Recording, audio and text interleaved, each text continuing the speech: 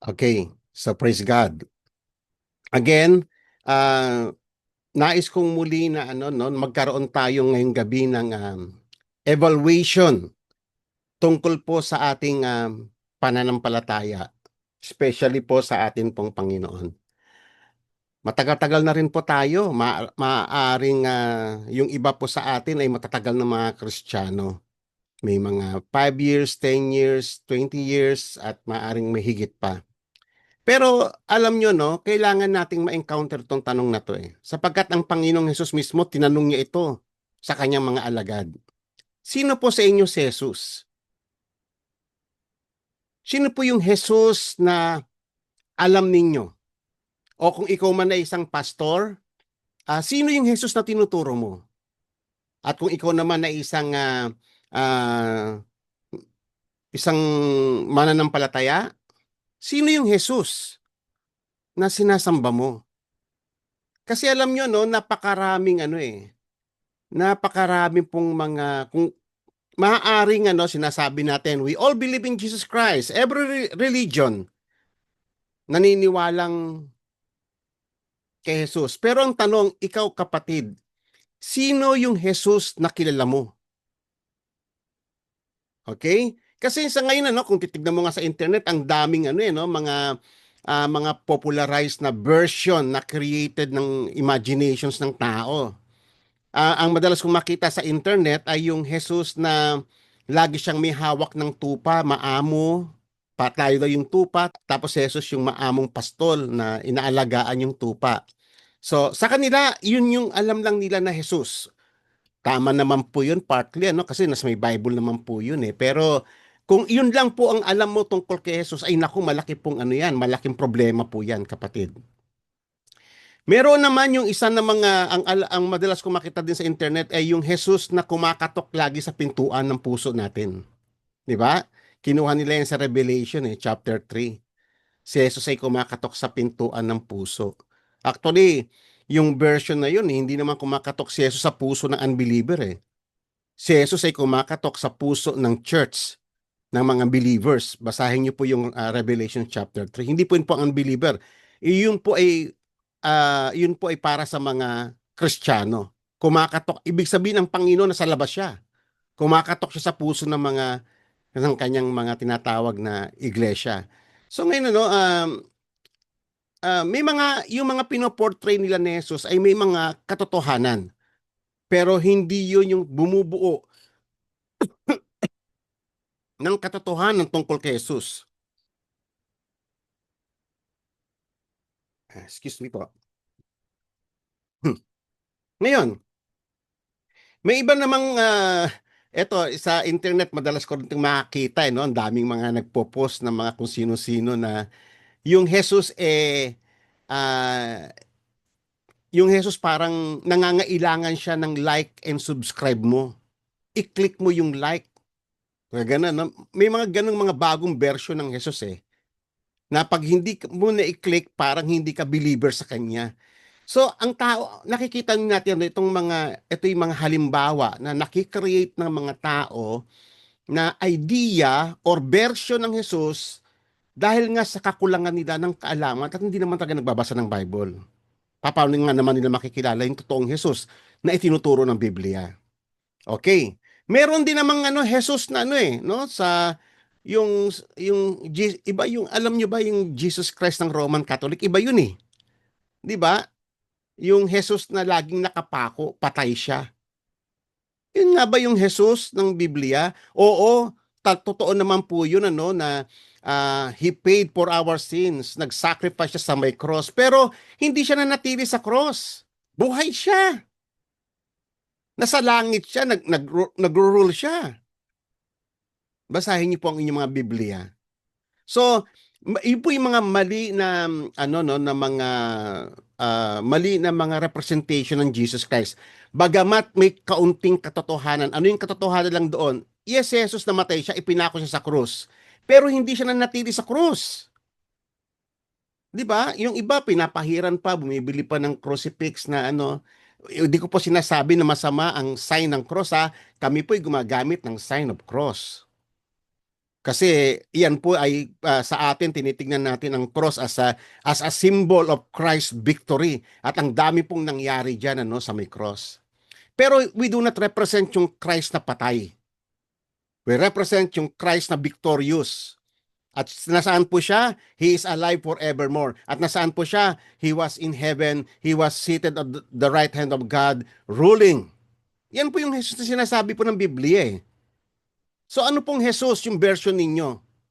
O yung baka naman yung version ninyo, yung version na, yung dead na version ng Jesus na maitim na tinatawag nilang Nazareno. Na tingin nila doon, pag dumaan yun, kinikilabutan pa sila, yung ano nila, nakita nyo naman yung mga procession doon po sa may, sa, yung poong Nazareno na tinatawag nila.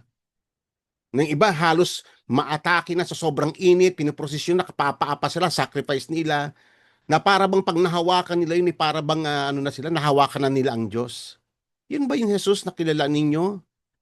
Hindi po ba ito po yung mga tanong na ito ay mahalaga para makapagmuni-muni tayo sa ating mga sarili? Sino nga ba yung Jesus? Anong version ng Jesus ang alam mo? O baka naman yung Jesus na baby Jesus, yung tinatawag natin Santo Niño. Yes, si Jesus naging baby naman talaga. Pinanganak naman na, yung kanyang entrance sa mundo, yung kanyang incarnation, nag-start siya as a baby. Pero hindi siya natiling baby. Lumaki na siya. At hindi siya yung bata na tinatawag lang Santo Niño, a holy child, na para bang forever na siyang child. No. Si Jesus, lumaki siya, naging adult siya, naging man, and then pinulfill niya yung kanyang role as a Messiah, as a Savior, nagturo siya, and He died for our sins, at hindi siya nanatili doon sa kamatayan. He rose after 3 days at umakyat sa langit. Di ba? Yun yung mga totoong sinasabi ng Bible eh. So itong mga versions na ito ng Jesus ay may mga katotohanan din pero mga gatuldok lang na katotohanan. And the rest is lie. Yun po yung isang problema rito. Ito po yung binabattle natin ngayong gabi. Sino yung Jesus na kilala mo? Anong uri o anong version ng Jesus ang iyong tinatangkilik sa puso mo? Ito ba yung Jesus na laging na lang na yung laging nakabukas ang kanyang kamay sa iyo na para ikaw ay protektahan, siya yung Jesus na laging parang shock absorber ng mga pag may mga ano ang enemy sa iyo, siya yung laging sumasalo. Yung ba yung kasi yung mga nakikita ko sa internet na version ng Jesus eh. 'Di ba? O siya ba yung Jesus na ang layunin lang ng Jesus na yun ay yung to save you lang. Jesus loves you. 'Di ba? Ayun ba yung alam ninyong Jesus? Yung pagpapalain ka lang niya. Kasi totoo naman po yun eh. Kaya sabi ko nga po sa inyo kanina, may mga katotohanan po doon. Pero hindi po yun yung kabuuan ng Jesus. Yes, Jesus, He cares for us. Yes, Jesus, He protects us. Yes, Jesus, sinave niya tayo. Pero iyon po yung mga bahagi lamang na kung sino talaga siya. Di ba? Meron pa ngang ibang mga Kristiyano na ang gusto niyo lang na Jesus yung pag nag-pray siya, sasagutin yung prayer niya. Oy, ang gusto niyo lang na Jesus yung pinagpapala lang siya. E paano pag hindi ka na pinagpapala? Okay. Di ba? Tanungin niyo po yun ano?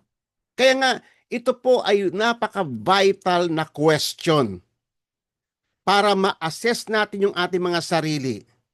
Ma-evaluate natin yung Jesus ba na sinasamba ko, na pinaglilingkuran ko, na sinusundan ko, siya nga ba talaga yung Jesus na itinuturo ng Biblia?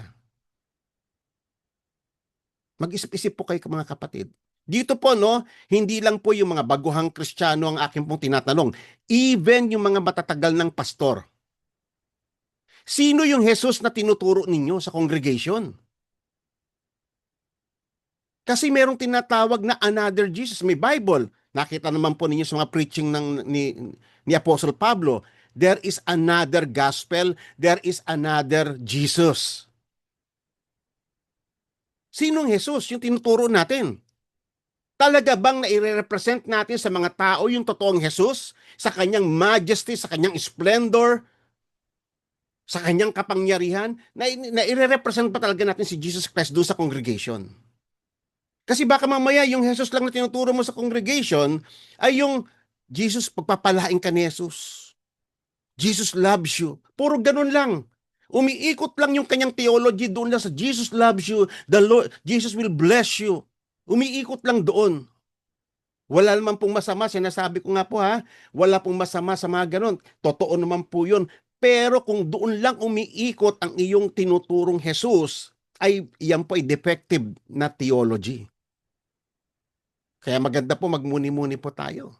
O ngayon meron na po tayong 46 na participant sa gabing ito.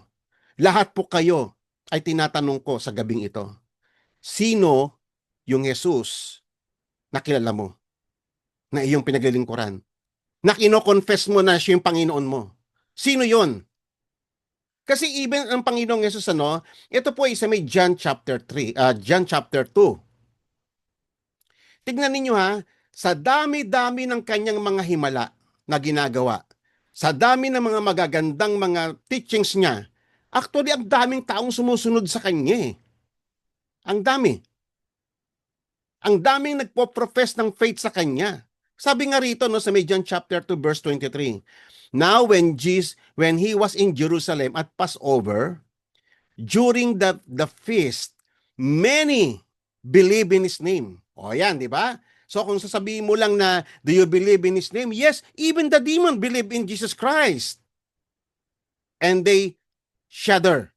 Nanginginig pa sila. Oh. So, ibig bang sabihin, pag naniwala ka kay Jesus, okay na yung kay Jesus? Hindi. Kasi ang sabi po rito, many believe in his name, observing his signs, yung kanyang mga himala, which he was doing.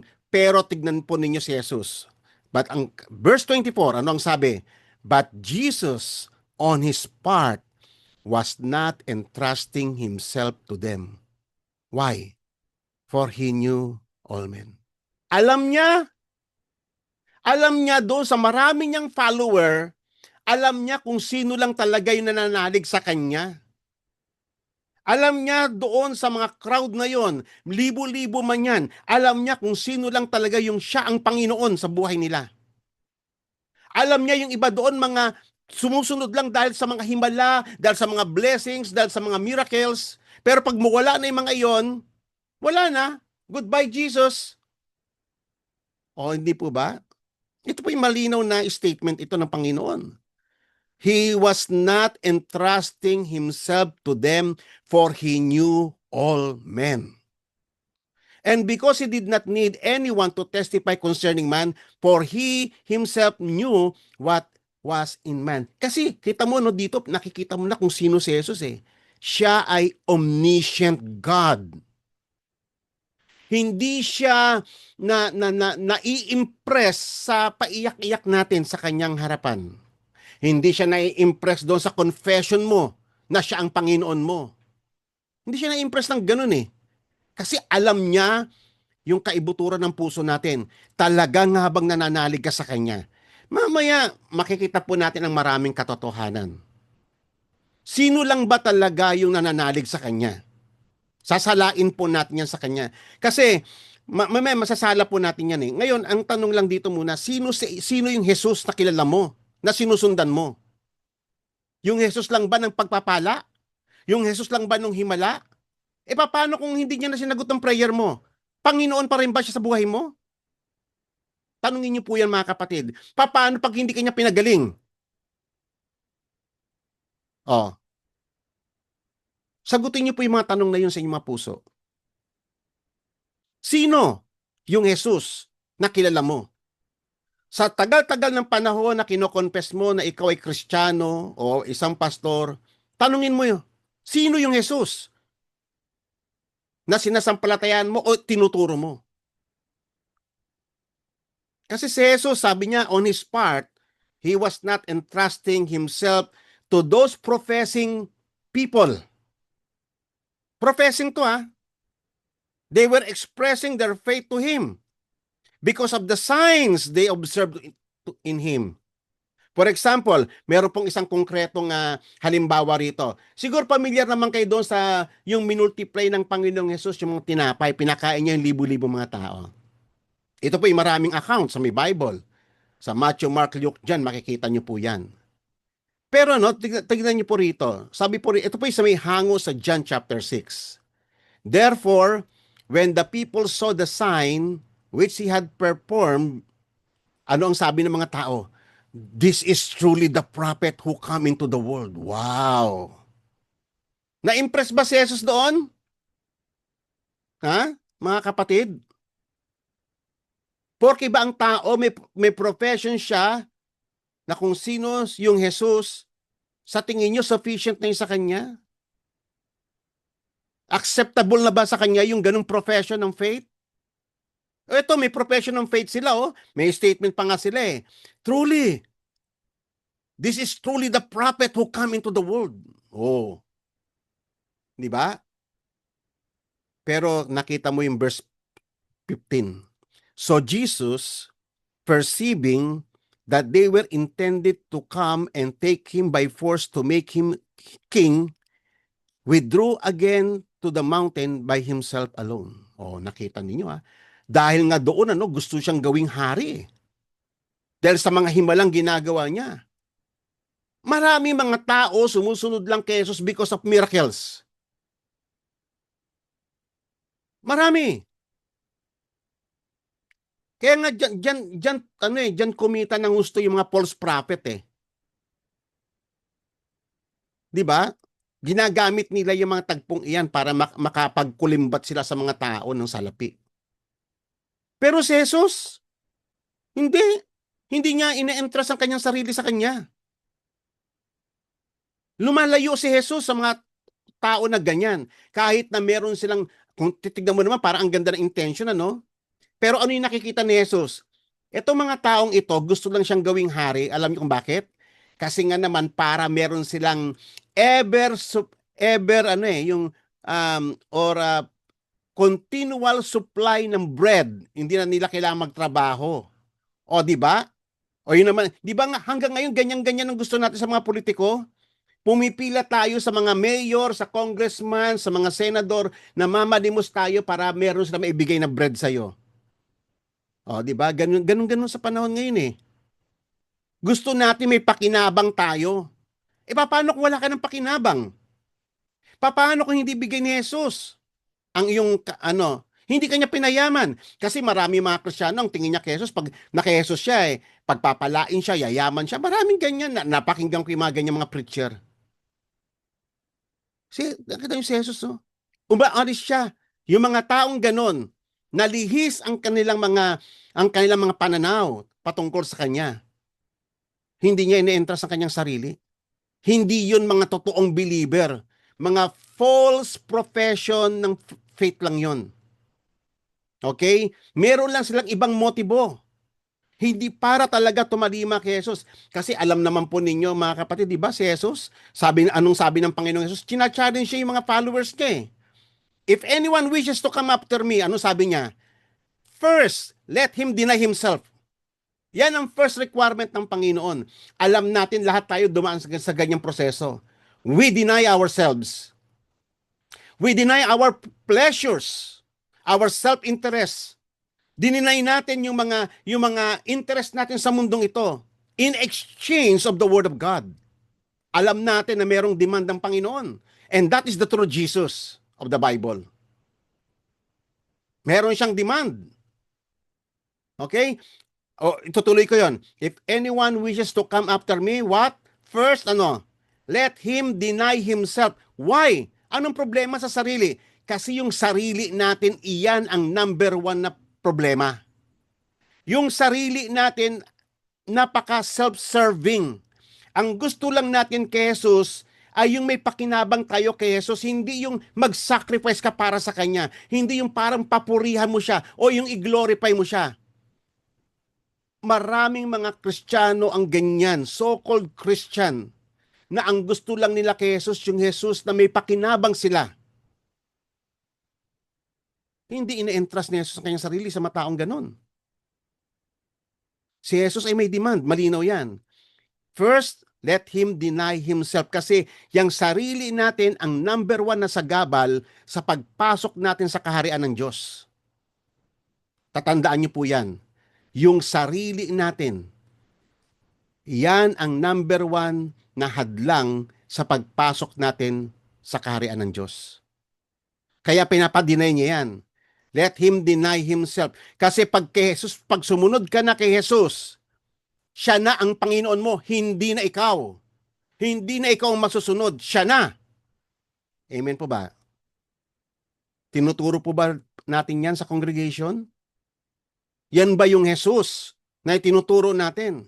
Yung Jesus, hindi yung laging parang maamong pastol lang siya, na laging nakabukas ang kanyang palad sa atin na parang makaawa, please, pagbuksan mo ang pintuan ng iyong puso. Hayaan mo akong pumasok. Yun ba yung laging Jesus na tinuturo mo? Pag ganun, kapatid, maling-mali ka. Hindi yan yung Jesus ng Biblia. Ang Jesus ng Biblia ay merong demand. If anyone wishes to come after me, let him deny himself first. And then pangalawa, take up his cross, may sufferings, and follow me. Susundan mo siya. I-give up mo yung worldly interest mo in exchange of him. Yan ang Jesus ng Biblia.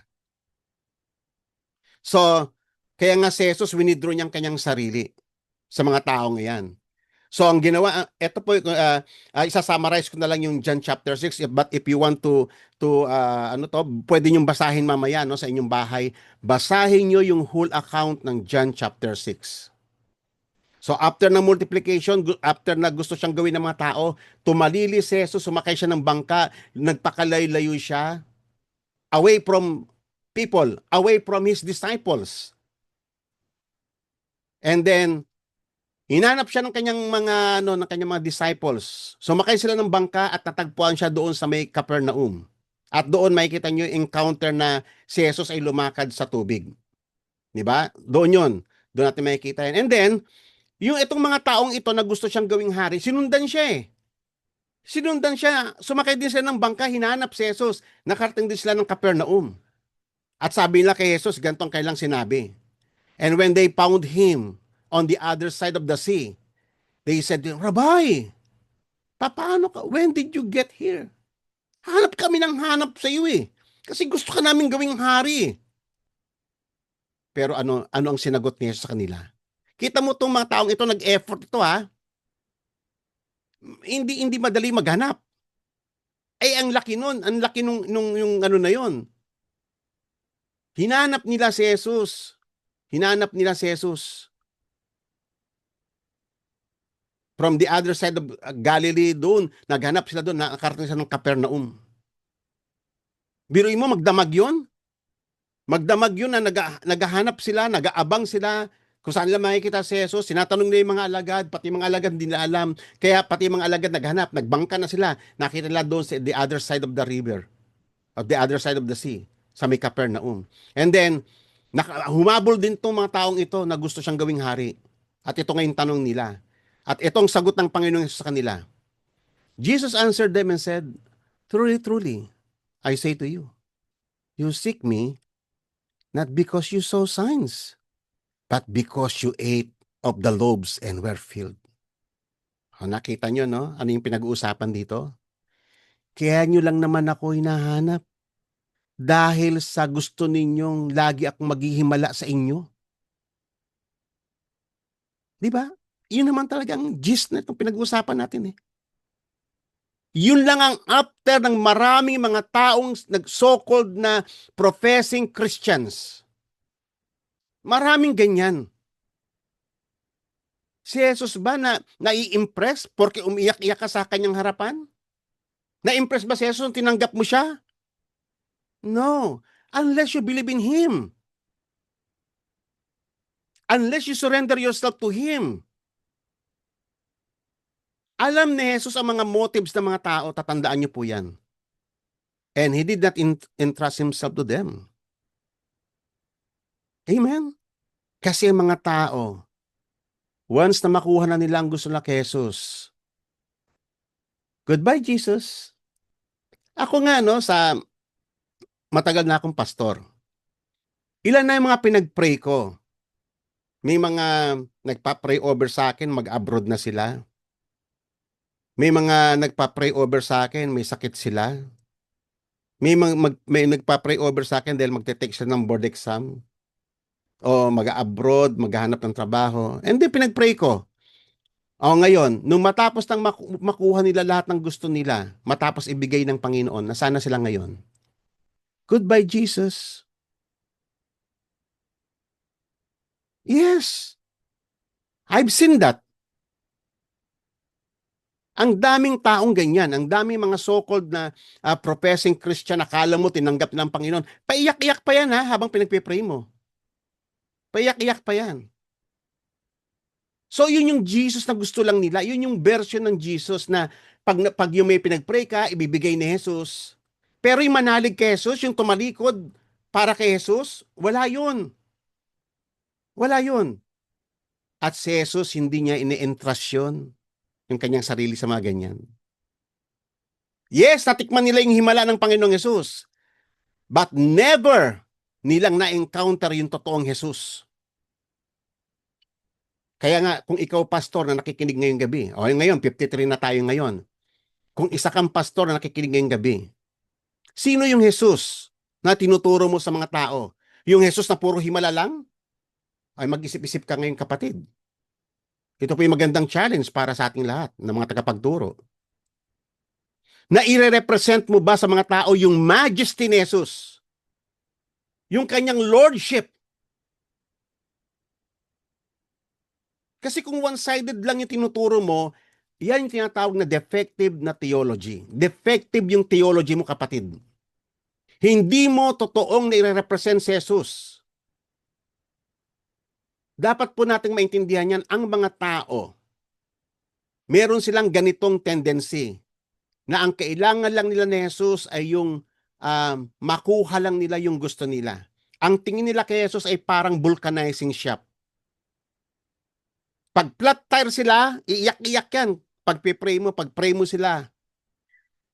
Pag nasa matinding kalagayan sila ng problema, kailangan nilang Jesus. Pero pag okay na yung problema nila, goodbye Jesus. Paano tingin nila kay Jesus? Taga-change ng diaper? Diba? At tayo mga pastor, mga kapatid, huwag po tayong ganyan. I-challenge ninyo yung mga tao na manalig sa totoong Jesus. At ang totoong Jesus, meron siyang mandate. He is Lord. He is Lord. He is Majesty. He is God. Mamaya, marami pa tayong mapag-uusapan mamaya. So ngayon, and then, tinuloy pa ng Panginoong Yesus, nirebuke sila ng Panginoong Yesus dito eh. Ito yung una niyang rebuke, ano? Hindi naman niyo ako hinahanap dahil gusto niyo talaga manalig sa akin eh. Hindi niyo man talaga ako hinahanap dahil gusto niyo talaga ako maging Panginoon eh. Hinahanap niyo lang ako para meron kayong laging magbibigay ng himala para sa inyo. Pag may kailangan kayo, yun. Ibig sabihin, yun lang ang kailangan nila kay Jesus, yung material things lang. Pero yung spiritual things, ayaw nila yan. Okay? Ako'y matagal na akong sa munisipyo, nagba-Bible study pa ako noon dyan. Kung tatanungin mo, pag may mga birthday, pa-pray over sa'yo, magtatanong sa'yo, ano pong gusto niyo pag-pray? Good health, prosperity, peace of mind, ayun lang. Tapos pag nakuha na, ano na? Mag-isip-isip po tayo mga kapatid. Mag-isip-isip po tayo. Sabi ng Panginoong Yesus, do not work for food that perishes. Ang ibig sabihin dito, wag lang yung hanapin nyo sa Diyos, yung mga material things lang.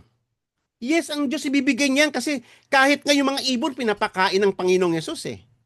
Kasi concern ang Diyos sa lahat ng kanyang creatures. Kasi siya ang gumawa ng lahat ng bagay. Pinapaulan niya sa masama't mabuti. Kaya nga, mga kapatid, salain po natin Ano ba yung inaapteran mo kay Jesus? Yung loaves lang? Yung bread lang? Yung mga physical things lang? Yung may pangmatrikula lang yung anak mo? O yung gumaling ka lang sa karamdaman mo? Yung makapag-abroad ka lang? Yun lang ba ang kailangan mo kay Jesus? Ang sabi ni Jesus sa'yo, kapatid, ito, do not work for food that perishes. Kasi lahat ng iyan lilipas yan. Ang pera lumilipas, ang material things lumilipas yan. But for the food that endures to eternal life, iyan ang kailangan nating ituro, mga kapatid. Yung pagkain na pag nakain ng tao, hindi na siya magugutom magpakailanpaman. At tanging si Jesus lang ang makapagbibigay nito sapagkat ito ang kanyang mission. To bring life to us. Yung ma-connect tayo sa Diyos, yung ma-reconcile tayo sa Diyos, yung huminto na tayo sa ating buhay na makasalanan at mamuhay na tayo para sa Kanya na namatay para sa atin. Yan yung Jesus na tinuturo ng Biblia. Amen po ba? Nakakapag-isip-isip po ba tayo, mga kapatid? Kaya nga, sinabi nga ni Jesus, pero ngayon, balikan po natin ito. At the end, no? At the end netong discussion nito sa John chapter 6. Alam mo, nung talagang kinonfront na sila ni Jesus about yung sa faith in Him, yung ang sino mang ang iinom ng aking dugo at kakain ng aking laman, siya ang magkakaroon ng buhay na walang hanggan. Alam natin na hindi yung literal, no? It talks about faith in Him, na ikaw ay magiging kaisa ni Jesus. We will be united in Him in true faith. Yun yung pinag-uusapan doon. Ikaw ay magiging part of the covenant. Ngayon, alam mo ba, hindi yung matanggap-tanggap ng mga tao. Kanina lang gustong-gusto siyang gawing hari. Pero at the end of this chapter, ng John chapter 6, nirenounce nila si Jesus. From that time on, inabandon nila si Jesus. Sabi nila, who can accept this teaching? This is a hard teaching. And then, they turn their backs sa Panginoong Jesus. Kaya ang binuweltahan ni Jesus yung kanyang mga alagad kayo, gusto niyo rin ba akong iwan? Nakita mo ang totoong Jesus ng Biblia, hindi kanya panghihinayangan Hindi kanya susuyo-suyuin kasi He is Majesty. He is King of Kings and He is Lord of Lords. Hindi siya magmamakaawa sa'yo. Tayo dapat ang magmakaawa sa Kanya kasi kailangan natin siya sa ating buhay. Hindi po ba ganon? Mag-isip-isip po tayo, mga kapatid. Yan ang totoong Jesus ng Biblia. Mismo yung mga alagad niya, tinanong niya challenge niya Kayo, gusto niyo bang malis? Libu-libong tao po yan Libu-libong tao yan yung pinakain niya na yan. Gusto siyang gawing hari kani-kanina lang. Pero nung challenge niya na tungkol sa pananampalataya sa kanya, tumalikod na lahat. Ay nako, I've seen that many times. Gustong-gusto nila yung mga preaching mo about blessing, about healing, about forgiveness, about yung comfort. Gustong-gusto ng mga tao yan Pero pag i-challenge mo na sila na sumunod sa Panginoon, yan na. Ituro mo na yung idolatry, ayaw na nila yan. Masakit na sa tenga nila yan. Turo mo na sila magbigay sa Panginoon, ayaw na nila yan. Kasi ang gusto lang nila ni Jesus, yung Jesus lang nabibigay lang pangangailangan nila. O yan mga kapatid. Isang magandang ano to sa atin, challenge sa ating lahat ito. Lalo na yung mga pastor na nakikinig sa gabing ito. Magandang challenge ito. Kaya nga, sinabi ito ni Jesus sa kanyang pagtuturo. Hindi lahat ng tumatawag sa akin ng Lord, Lord, Panginoon, Panginoon, ay papasok sa kaharian ng langit. Hindi lahat. Kasi ang dami nagpo-profess Lord, Lord. O di ba tayo, minsan pag pinatanggap mo na sa Panginoon, if you accept Jesus Christ as Lord and believe in your heart, o akala mo naman, napapaniwala ka naman talaga na nanampalataya na yon. Hindi. Hindi ganun yung kapatid. It doesn't work that way. Amen? It doesn't work that way. Kaya nga si Jesus mismo sinabi niya, hindi lahat na nagsasabi sa akin, Panginoon, Panginoon, ay papasok sa kaharian ng langit, but he who does the will of my Father who is in heaven will enter. Sila lang. yung gumagawa sa kalooban, yung mga willing na i-lay down ang buhay nila sa Panginoon. Alam nyo ba sa paglapit sa Panginoong Yesus, kasama ito sa pananampalataya ay yung pag-surrender sa kanyang lordship? Importante yan. Ang tao, by nature, ang patotoo ng Biblia, ang tao ay enemies of God. Kaaway siya ng Diyos because of our rebellious, sinful living. Kaaway tayo ng Panginoon. Basahin yung Bible ninyo. So, kaya nga si Jesus, ang kasama sa pananampalataya natin sa pangalan ng Panginoong Yesus ay yung pag-surrender. Ano yung surrender mo? Yung pag-surrender mo sa kanyang lordship. Yung pag-surrender mo ng iyong sarili. Yung pag-surrender mo sa mga claims mo sa buhay na ito. Yung pag-surrender mo ng iyong mga philosophy, ng iyong reasoning, ng iyong intellect. Isusurrender mo yan sa paanan ng Panginoong Yesus. Hindi po ba yan tinuturo ng Bible? Hindi po ba iyan yung Jesus na nababasa nyo sa may Biblia? Bakit natin tinuturo? Yan ang problema. Kaya nga, napakagandang tanong yan mga kapatid. Sino yung Jesus na sinasampalatayanan mo? O sino yung Jesus na itinuturo mo? Sinong Jesus?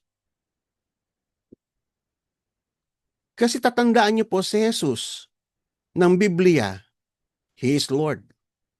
He is King of Kings and Lord of Lords. Kaya nga ako nagugulumihanan ng aking puso tuwing yung itinuturo yung Jesus na na Jesus na one-sided, yung lagi lang siyang maamong shepherd, mapagmahal. Yes, totoo naman po lahat yun Pero hindi lang yun. Tinuro mo na ba si Jesus na siya ay judge? Tinuro mo na ba yung Jesus na siya yung sa pagbabalik niya, hatulan niya na lahat ng mga tao? Tinuro mo ba yung Jesus na King of Kings and Lord of Lords? Na tayong lahat, we have to surrender, we have to bow down before Him? Tinuro mo ba yung Jesus na yung kapatid? Kasi sabi nga ni Jesus, sa may verse 22, many will say to me on that day, Lord, Lord, did we not prophesy in your name? And in your name, they cast out demons. Minsan, alam nyo ba, napaka-bias ng ibang mga pastor na papakinggan ko na ginagamit tong verse na to sinasabi na, ay, mga unbeliever yan. Ay, yung mga ano yan, yung mga ganito-ganito. No! Ito po ina-address niya sa kanyang mga, sa mga followers niya. Ina-address niya to sa lahat. Many will say to me on that day, Lord, Lord, did we not prophesy in your name? O, sino-sino yung mga nagpo-prophesy sa pangalan ni Jesus? Ang dami! Mga so-called prophets. Ang dami! And in your name, they cast out demons. Alam mo, sa totoo lang, ang dami ko nakilala mga pastor na lapastangan. Kayang-kaya nilang gamitin ang pangalan ni Jesus, binobola yung mga tao, wala namang totoong katotohanan sinasabi niya. Sinasabi nila na, sabi ng Panginoon, wala namang sinasabi ang Panginoon sa kanila. Napakalapastangan. Kasi kung totoong Jesus, ang nire-represent mo, you will not dare to use His holy name, His majestic name, for your personal ambition. Hindi mo po pwedeng gamitin yung makapangyarihang pangalan ni Jesus para magsinungaling. Sabi ng Panginoon, ganto-ganto. Ay nako mga kapatid, na-witness ko yan mismo. Na-witness ko yan. Wala namang sinasabi ang Panginoon. Have you read the Bible? In the Old Testament, kay Jeremiah, kay Ezekiel. Paulit-ulit yan na sinasabi. Ginagamit nilang pangalan ng Panginoong Yesus. Mga so-called prophets, napakalakas ng loob nila. They forget how to blush. They are using the name of God. Sabi nga ng Panginoon, hindi ko sila sinusugo. Ba't nila sinasabi na ganito? Nasabi ko, wala man akong pinapasabi sa kanila. Basahin niyo sa may Bible. It was written in the Bible. It is a warning for all of us. Huwag tayong lapastanganan. Sabi ng Ten Commandments, do not use God's name in vain. Huwag ninyong gagamitin ang pangalan ng Diyos sapagkat ang pangalan ng Diyos ay banal, ang pangalan ng Diyos ay makapangyarihan, ang pangalan ng Diyos, every knee bow down, every tongue confess. that He is Lord. And then gagamitin mo lang yon na parang napaka careless. Sabi ng Panginoon, wala naman siya sinasabi sa iyo. Ay naku, nakakatakot yan mga kapatid. You are breaking the Ten Commandments. At sino ang guilty dyan sa may fourth commandment na yan na thou shall not take God's name in vain? Sino? Karamihan yan yung mga Christians na marunong gamitin yung in Jesus name. Sorry, but I have to tell you this. May nabangga po ba mga kapatid? Sa ating mga puso? Ibig sabihin kapatid, kinakausap ka ng Panginoon ngayon, pagsisihan mo yung part na yan. Sapagkat hindi mo nire-represent ng tama ang Panginoon. It's time for you to repent for using God's name in vain. Pag imagination mo lang, huwag mong sasabihin galing sa Panginoon. Matakot ka.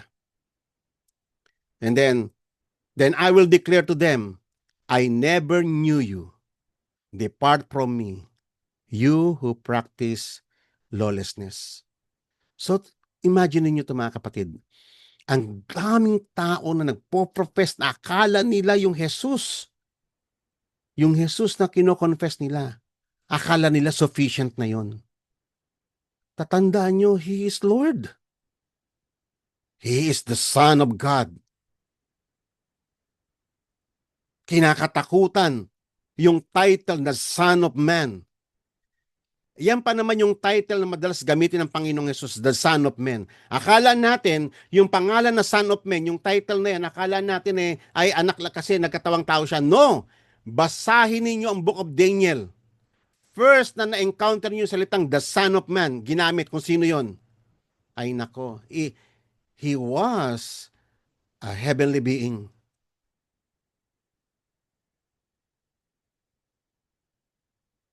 Kinakatakutan ng pangalan, the Son of Man. Okay? Matakot tayo.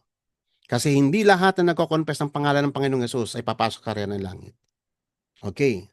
So ngayon, no, even yung kanyang mga alagad, tinanong niya eh. Nung sila ay nasa Caesarea Philippi, tinanong niya. Pati mga disciples niya hindi nakawala sa tanong na yan eh. Ano ang sabi ng mga tao? Sino sa kanila yung Son of Man? At ito yung sagot Ang sabi na, ikaw daw si John the Baptist, di ba? Pinugutan nga si John the Baptist. Akala nila, nag-resurrect ka lang na John the Baptist. O akala naman nila, kasi na may mga sinasabi sa ano na si Elijah ay muling lilitaw. Doon sa may aklat ng Malakay. O sabi naman nila, ikaw daw si Propeta Jeremiah, para ba mga resurrected prophets lang? Maraming ganyan, no? Ang tingin nila kay Jesus. They make Jesus Christ equal to those men. Alam nyo kapatid, si Jesus, He has no rival. Walang sino man in the Old Testament people na po pwede mong ikumpara kay Jesus. Lahat sila, si Moses, si Adan, si Noah, si Abraham, si Joshua, si David, pag sama-samahin mo naman silang lahat, still, kulang sila para i-represent si Jesus Christ. Kulang. Bagamat bawat isa sa kanila, ni-represent nila si Jesus Christ Pero lahat sila ay weaker version ni Jesus. Kasi hindi kayang i-contain kung sino si Jesus sa isang tao lamang. Moses is not enough. Adam was not enough. Abraham was not enough. Isaac, Jacob, and so on and so forth. Pag sama-samahin mo man lahat ng mga holy men in the Bible, kulang pa rin para i-represent kung sino si Jesus. Why? Because He is the Son of Man. He is the Messiah. He is the Christ. The Anointed One. Siya yung pinaka culmination ng mga kings sa Old Testament. Siya yung pinaka-culmination ng lahat ng prophets in the Old Testament. Siya yung pinaka-culmination ng lahat ng priests sa Old Testament. Pero lahat man ng iyon, pag sama-samahin mo man sila, kulang pa rin para i-represent kung sino si Jesus. Ayan, si Jesus mismo tinatanong niya Sino sa inyo? Si Jesus. Who is the Son of Man? So nakita niyo lumitaw? Kayo mga kapatid, sino si Jesus sa inyo? Sino? O, tignan nyo sa Jehovah's Witnesses. Kasi pag sinasabi mong naniniwala kay Jesus the other religion, they also believe in Jesus Christ, pero they do not represent, no, yung Jesus ng Biblia. For example, Jehovah's Witnesses. Naniniwala ba sila kay Jesus? Yes! Pero tanungin mo, sinong Jesus ang kilala nila? Yung actually si Jesus Christ spirit being lang siya na promote. Isa lang siyang angel na promote. Para siyang si Michael Archangel. O yan. O sa Iglesia ni Cristo. Naniniwala ba sila kay Jesus? Yes, naniniwala sila. Pero anong klaseng Jesus? Tao lang. Hanggang tao lang siya. Pero alam natin, the Bible speaks Jesus God. He is more than man. Yes, He is truly man, and at the same time, He is truly God. Hindi po siya hap-hap. Hindi po 50% man, 50% God. Hindi po ganun yun. He is fully man, and He is fully God. Dual ang kanyang ano. Amen. Mormons, naniniwala ba sila kay Jesus? Yes! Pero anong klaseng Mormon? Tao lang na na-promote, naging God. Kaya nga ang mga Mormons, sila yung tinatawag na God maker. Kasi lahat sila doon magiging God din eventually. Parang si Elohim nila, yung God the Father nila. Dati lang tao yun, naging Diyos na lang. Actually, sa version nila, kung titignan mo yung sa teachings ng Mormons, sino si Jesus? Anak lang siya, isa lang siya sa mga anak ng Elohim nila. Yung Elohim maraming asawa. Isa lang si Jesus doon sa mga anak nung Elohim na yon. Actually, kapatid niya nga si Satanas doon eh.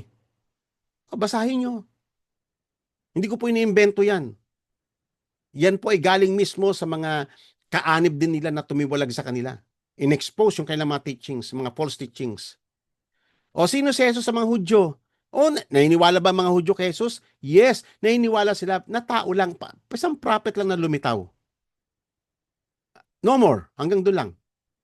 Islam, yes, naniniwala ba sila kay Jesus? Yes, actually nakasulat pa sa may Bible nila eh. Si Jesus eh. Pero hindi siya naniniwalang namatay siya at nag-resurrect. Hindi siya naniniwala na Diyos siya. Actually, prophet lang, pero mas higit pa si Muhammad sa kanya. Kaya nga, tanungin niyo po yan mga kapatid eh. Sinong Jesus yung alam mo? Sino yung Jesus? Sa Hindu, naniniwala rin mo sila kay Jesus eh. Ang Buddhist, yes. Scientology. Tanungin mo yung mga Scientology, ano yung Jesus na version nila? Isa lang siyang uri ng program. Yan. So nakita nyo, no? Iba't iba, ang daming version. Ang daming version ng Jesus. Pero ang tanong ba doon, okay na ba yun pag ang tao nag-claim siya na naniniwala siya kay Jesus? Hindi. Nananalig ako sa kanya, okay na ba yun? Hindi pa rin. Tinanggap ko siya, sufficient na ba yun? Hindi pa rin. Tatandaan ninyo, tayo na mga talagang nanalig kay Jesus, dumaan tayo sa proseso. We surrender ourselves to His Lordship. We embrace His words. We bow down to Him. And we obey Him without a question. Without a doubt. Tulad ni Abraham. Nung inutusan ni God si Abraham na ialay mo yung anak mo, walang kaabog-abog, walang ka-question-question, walang kaduda-duda. Sinunod niya. That is faith. That is faith. Without a question, without a doubt. Ngayon, ang mga Kristiyano, puro duda. Ang dami ng mga condition, sila pa nagsiset na condition. Kung mananalig sila kay Jesus o hindi. Kaya mag-ingat-ingat tayo mga kapatid. Hindi lahat na nagpo-profess ng faith kay Jesus ay sila nga ganun. At kayo rin mga kapatid na nandito ngayong gabi, I challenge you. Siya nga ba? Yung Jesus nga ba talaga ng Bible ang inyong nire-represent? Tinatanong ni Jesus yan sa lahat, even yung mga Pharisees eh. Minsan nga Ah, minsan yung mga nag-gather yung mga Pharisees. Tinanong sila ni Jesus ng isang importanteng question. What do you think about the Christ? Whose son is he? O sabi nila, the son of David. O ngayon, iniwanan sila ng Panginoon ng isang salita na talagang na-shatter sila eh. O, sabi niya ganon, he said to them, then how does David in the spirit call him Lord, saying, the Lord said to my Lord, sit at my right hand until I put your enemies beneath your feet. Undeniable. Alam nila. Yung nabasa nila yung scriptures na to. Pero hindi lang nila ma-reconcile. So, ibig sabihin, si Christ is more than the son of David. He is the Son of Man, the Son of the living God. At hindi na nila kayang tanggapin yun. Amen? And then, if David then calls him Lord, how is he his son? Tawag nga, Lord nga ang tawag ni David kay sa kanya. Oh, hindi na makasagot. Even si John the Baptist, no? Nag-send pa ng kanyang dalawang alagad. Tinanong niya ito, are you the expected one? Or do we look for someone else? Ano sabi ng Panginoong Yesus? At that very time, He cured many people of diseases and afflictions and evil spirits, and He gave spirits to many who were blind. At ito ang sagot ng Panginoong Yesus. Sabihin mo kay John the Baptist ito. Ito ang isagot nyo sa kanya. Go and report to John what you have seen and heard. The blind receive sight, the lame walk, the lepers are cleansed, the deaf hear, the dead are raised up, the poor have the gospel preached to them, and blessed is he who does not take offense at me. So anong ibig sabihin nito? Si Jesus hindi po siya after sa title eh. Ikaw ba yung Messiah? Hindi niya nga pinangalandakan na siya yung Messiah. Hindi niya nga pinangalandakan na siya yung Son of God eh. Ang pakilala niya, the Son of Man. Pero kung alam mo yung title na yan, he is not referring as a human being. But he was referring na siya yung sinasabi doon sa may Book of Daniel. The Judge. The Eternal One. Okay? At itong sabi ng Panginoong Yesus, blessed is he who does not take offense at me. Sa totoo lang, mga kapatid, si Jesus, sabi po ng Biblia, ay isang stumbling block sa marami. At ang bawat matitisod sa kanyang mga salita ay magkakadurog-durog, magkakaluray-luray. Madudurog na siya, magkakalasog-lasog pa siya. Yan po ang katotohanan, mga kapatid. Si Jesus ay isang stumbling block. Tinuturo po ba natin yan sa Biblia? Kaya nga sabi ng Panginoong Yesus mapalad ang sinumang hindi na-offend sa akin. Anong tinutukoy ng Panginoon? Of course, sa kanyang mga salita, sa kanyang mga katuruan. Kasi dyan na ngayon masasala ang mga tao, ang mga believer when it comes in obeying His voice, in obeying His words. Dyan na masasala. Kaya hindi sufficient, kapatid, yung patanggapin mo lang ang tao sa Panginoon I've witnessed that. Ang dami nang tumanggap sa Panginoon and yet they surrendered themselves sa Panginoon? Never. Tuloy-tuloy pa rin sila sa kailang masamang pamumuhay. Tuloy-tuloy pa rin sila doon sa rebellious life nila against God.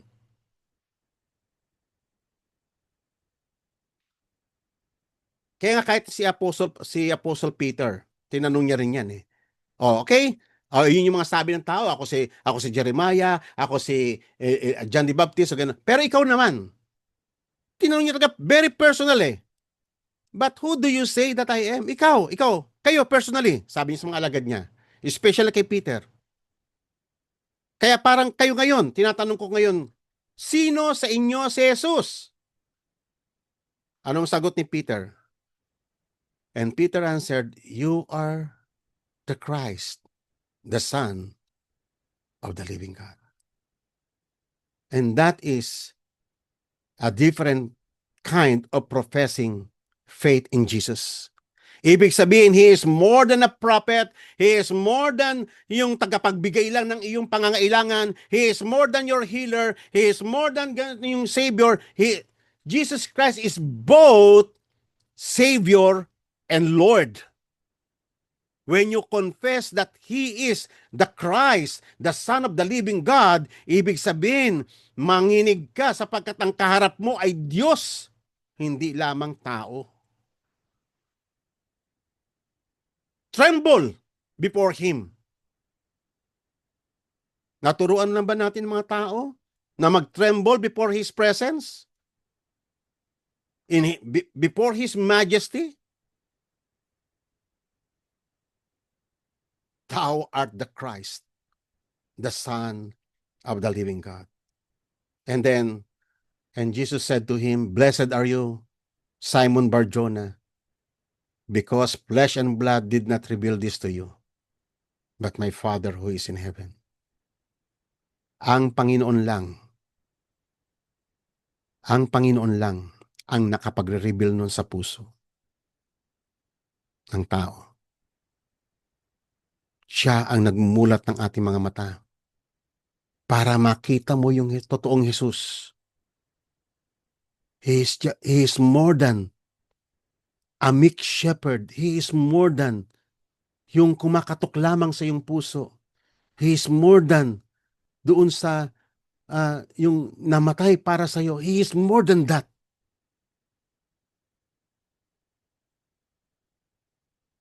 He is the Son of the living God.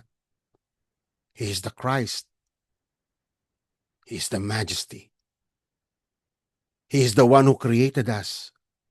Through Him, God created all things. And we should fear Him for the rest of our lives. At wag na wag mong gagamitin ang pangalan niya carelessly. Matakot ka sa Kanya. Kaya nga sabi ng Panginoong Yesus, Why do you call me Lord, Lord? And you do not do what I say? Anong sense na tinanggap mo si Jesus bilang Panginoon, pero ayaw mo naman sumunod sa Kanya? Anong silbi na kino-confess mo, He is your Lord, pero ayaw mo naman sumunod sa Kanya? Ito po'y personal na tanong ng Panginoong Yesus. A personal challenge to all of us na nagpo-profess ng faith kay Christ. Hindi po ba maganda yung aking tanong sa inyo right from the very beginning? O ngayon, nasa 61 na po tayo ngayon. Ito po yung magandang tanong Sino yung Jesus na kilala mo? Sino yung Jesus? Anong uri ng version ng Jesus ang nire-represent mo sa mga tao? Ito. Kaya kasi hindi mo po pwedeng ihiwalay na pag kinonfess mo siyang Lord, hindi mo po pwedeng alisin yung pagsunod. Kasi kapag sinabi mo siyang Panginoon, ibig sabihin you surrender yourself before Him and you follow Him. And you cannot follow Him if you do not deny yourself. You cannot sacrifice for Him pag hindi ka fully surrendered to Him. And you cannot even obey Him pag hindi mo na i-deny yung sarili. Kasi yung sarili mo ang number one na sagabal sa pagsunod sa Kanya. Kaya nga sinabi ng Panginoong Hesus ito, no? Verse 47, Everyone who comes to me and hears my word and acts on them, yung napakinggan niya ang salita at isinagawa. So, dalawa yan Hindi sufficient yung napakinggan lamang. Kailangan napakinggan mo and you keep them. Iyan ang ibig sabihin ng Lordship ni Christ. I will show you whom He is like. He is like a man building a house who dug a deep and laid the foundation on the rock. And when a flood occurred and the current burst against that house and could not shake it because it had not been well built. So nakita nyo, no? Sa buhay na ito, mga kapatid, ng sinasabi dito ng talinghaga ng Panginoong Yesus, sa buhay nito kasama sa pagkakatawag ng Panginoon sa atin ang makipagtiis sa Kanya. Sa buhay na ito, marami tayong mga ordeal na dadaanan. Hindi pinapangako ng Panginoon na pag nasa Panginoon ka, laging maganda, laging puro blessings, hindi ganun. Darating ang baha, darating ang unos, babayuhin tayo ng unos. Kasama tayo doon. We will fear the fever of this fallen world. Ramdam natin, katulad ngayon, yung digmaan doon sa may Middle East. Ramdam natin yan. We witness yung wickedness ng tao. Ramdam natin yan.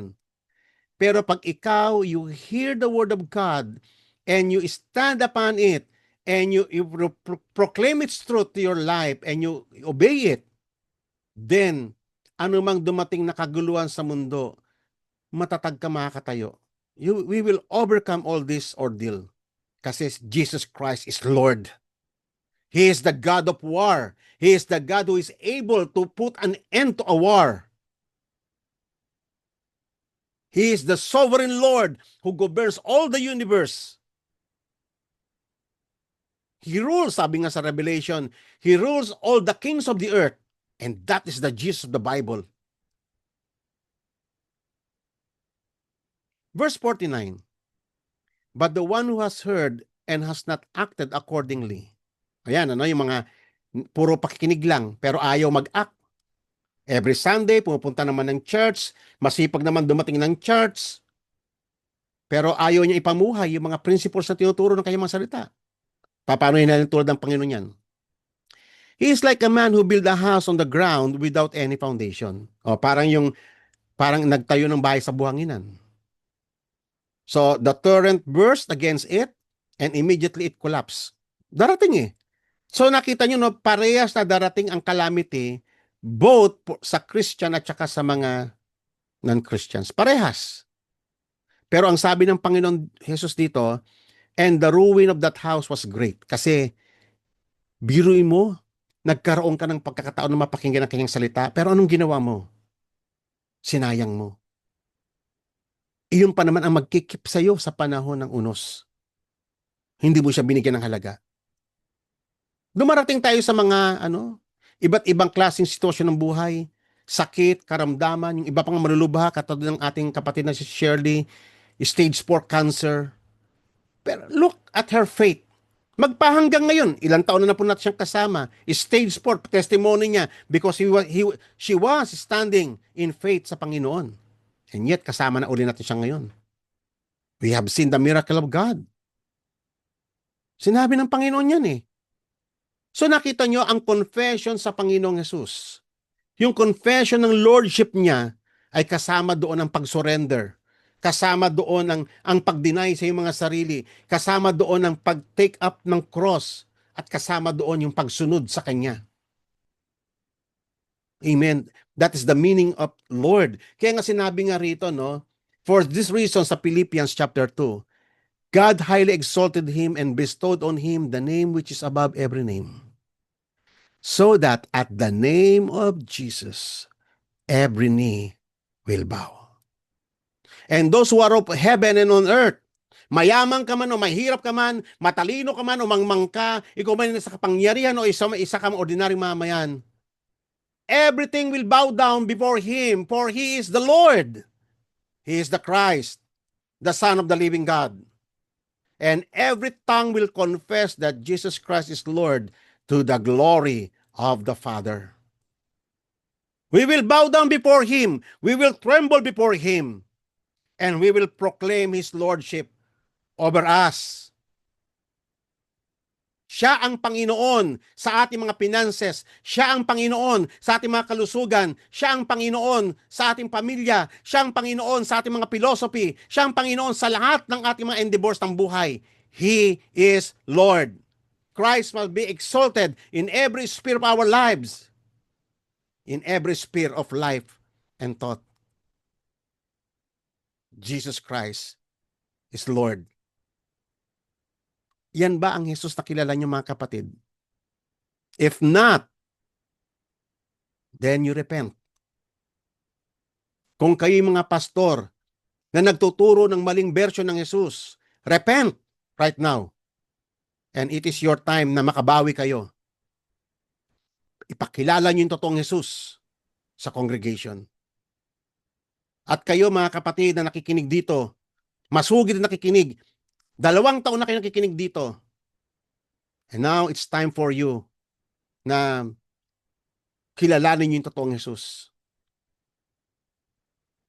Sabi nga sa may Ephesians chapter 1, which He brought to us, which He brought about in Christ when He raised Him from the dead and seated Him at the right hand in the heavenly places, far above all rule and authority and power and dominion and every name that is named. Walang po pwedeng ikumpara sa Kanya. Walang po pwedeng mag-rival sa Kanyang pangalan. He is far above all rule and authority.